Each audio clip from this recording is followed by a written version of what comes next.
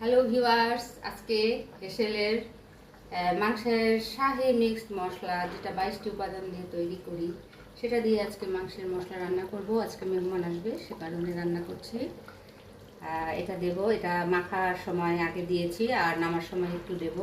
এটা কেজিতে দিতে হয়, 1 কেজি মাংসে দিতে হয় 2 চামচ। তো আমরা আজকে 5 কেজি মাংস রান্না করছি। হ্যাঁ, হেসেল হোমমেড খাবার তৈরি করে সব কিছু। আর আছে মশলাটা আমরা একটু নামার আগে দিয়ে দেব।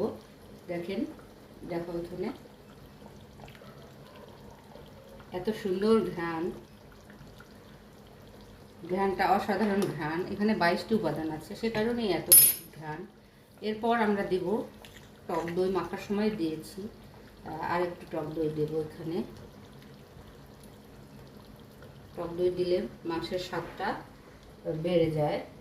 এরপর আমরা দেব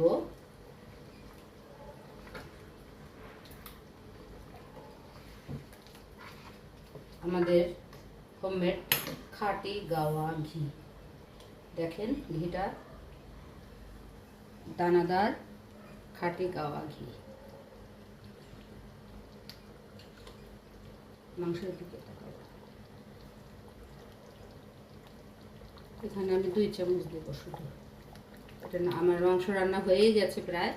হ্যাঁ, এখন আমি শেষ পর্যায়ে এসে ঘিটা অ্যাড করলাম। এখন আমি ভালো করে একটু নাড়া দেব, দিয়ে আমরা মাংস রান্নাটা শেষ করব এবং মেহমান আসে আমরা পরিবেশন করব।